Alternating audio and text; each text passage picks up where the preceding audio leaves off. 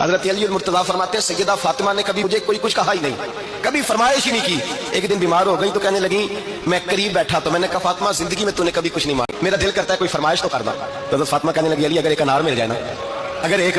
میرا دل کر رہا ہے اگر ایک انار مل جائے، ایک انار مل جائے تو تبھی اچھا رہی انار کھانے کو۔ مولا علی شیر خدا فرماتے میں گیا ایک انار خریدا بازار سے، ایک دینار تھا میری جیب میں، انار خرید کے جب واپس پلٹا نا تو کہتے ایک بوڑھا شخص ہونٹوں پہ کمزوری، لڑکھڑاتے اس کے ہاتھ اور کہنے لگا علی میں بھوکا ہوں کئی دنوں کا۔ حضرت علی فرماتے ہیں میرے پاس وہ ایک ہی دینار تھا جس کا انار آ گیا،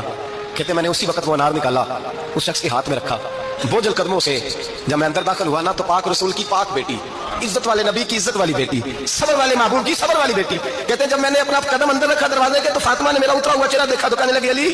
پیسے اللہ کے راستے میں دے آئے ہو، خیرات کر رہے ہو۔ حضرت شیر خدا رضی اللہ تعالیٰ عنہ فرماتے ہیں میں فاطمہ کی طرف دیکھا تو میں حیران ہو گیا، میں نے کہا فاطمہ تجھے، کہنے لگی مجھے یقین ہے آپ انار لینے گئے تھے، آپ نے خرید بھی لیا تھا اور مجھے